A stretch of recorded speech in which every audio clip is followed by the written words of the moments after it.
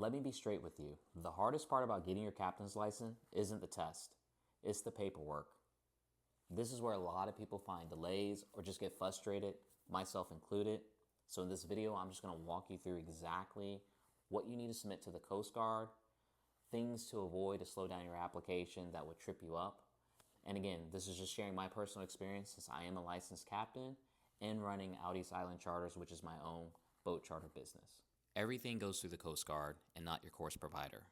A course like Mariner Learning System, which I got my certification through, prepares you for the exam as well as the process, but you're completely responsible for getting your paperwork and submitting it and making sure it's correct. The Coast Guard is checking for three things. They want to make sure you have enough sea time, you're medically fit, and can you carry passengers safely. To prove that, you have to provide several documents, which I'm going to walk you through. Let's start with the sea service form. This is the most important part because this is where you're logging your sea hours or your sea time. For most entry-level captains, like myself, you need 360 days of sea service, with 90 of those days within the last 3 years. A day means at least 4 hours, not 24 hours on the water. You log this by using the sea service form, and this can include your sea time on your own vessel, someone else's vessel, or a vessel you may have worked on.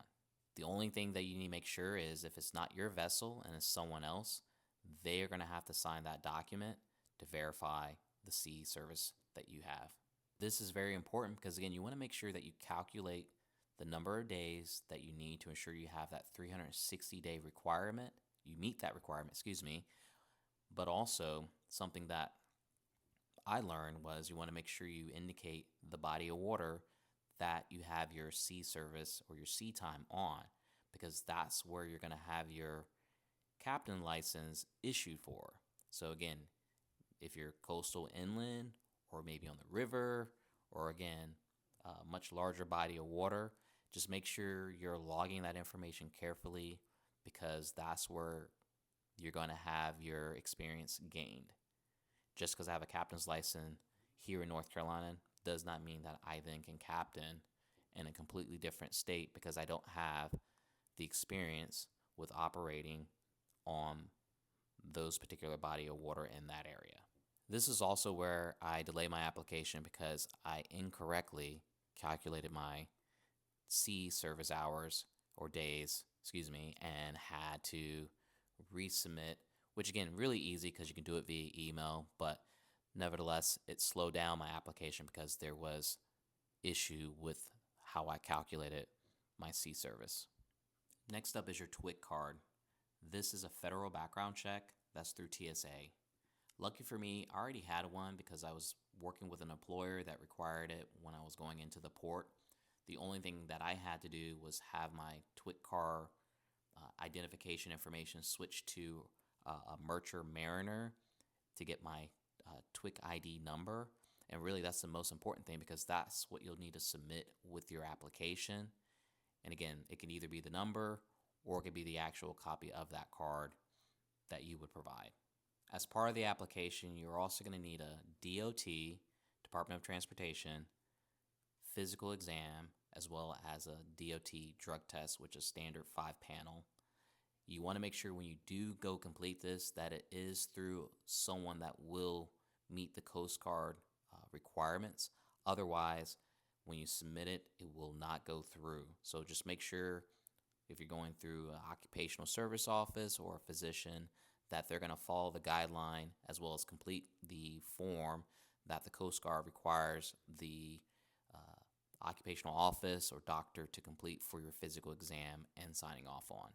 Again, one of the mistakes that a lot of people make is thinking that they're getting a drug test, but it's not a DOT approved drug test, and also that it's completed within the window of time that the Coast Guard requires, which I could be wrong, correct me in the comments down below, but I believe it's within 6 months that you need to have both your physical exam as well as your drug test completed.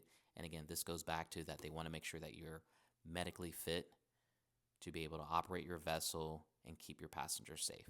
In addition, along with your application, you're going to need to have a CPR and first aid certification, which Usually it's going to be provided through Red Cross. Again, you just want to make sure that it meets the requirement of the Coast Guard. There are a number of different first aid and CPR classes that you can take, but most of them are going to be online, which would not be eligible and Coast Guard approved. So you just want to make sure that you're looking for an in-person class for completing that certification, and it has to be within the last 12 months when you're submitting that document, that certification with your application. Along with those documents, the exam, the certification through your CPR, first aid, again, you're going to have to make sure you take care of the application fee and provide a copy that that was completed. And don't forget to include the actual certification that you receive through your course provider. Again, I did mine through Mariner Learning System, which I will make sure to put a link in the description so that if you are looking to become a captain, you can take advantage of a 10% discount using my code, as well as if you have questions, you can drop a comment down below. Happy to help. Again, I'll be looking to go through this process again to renew my license probably next year, because I believe I'm approaching my renewal date here very soon. The most important thing is just staying organized and making a checklist. That's what I use. I also had friends that I was able to reach out to just to kind of ask questions. I did do my own research online, but really just having a checklist that you can work off to ensure that you have all the items and documents that you're going to need to submit with your application, because any misstep will pause your application and just delay, and you don't want to have that happen, especially if you are looking to start your own charter like I did. Again, this can take several weeks to several months depending on how clean your application is, and as far as it moving through the application process. Luckily enough, you're able to check online to see the status of your application, and you can even reach out to the Coast Guard through their Merchant Mariner website in order to ask questions and, again, check the status of your application. Again, if you're serious about becoming a captain, check out Mariner Learning System. That's where I got my certification through, and it was really helpful. They have a great module, and it's self-paced, so you can complete it as quickly as under 30 days or take up to a year to complete the certification. That's completely up to you. And again, they provide enough resource and information to ensure that once you've completed that exam and got your certification, that you do have some resources and helpful guidelines to walk you through the application process. But again, it's going to fall on your shoulder to make sure that it's done correctly when you submit it, to avoid any delay and ultimately get that red book that shows you are a licensed captain. What I'll do again is put a link in the description, as well as include a 10% discount code that you can use at Mariner Learning System if you are looking to become a captain. Also, if you want to see what it's like running your own charter business, check out Outies Island Charters. That's my private boat charter business that I was able to start after I got my license. I'll put a link as well in the description.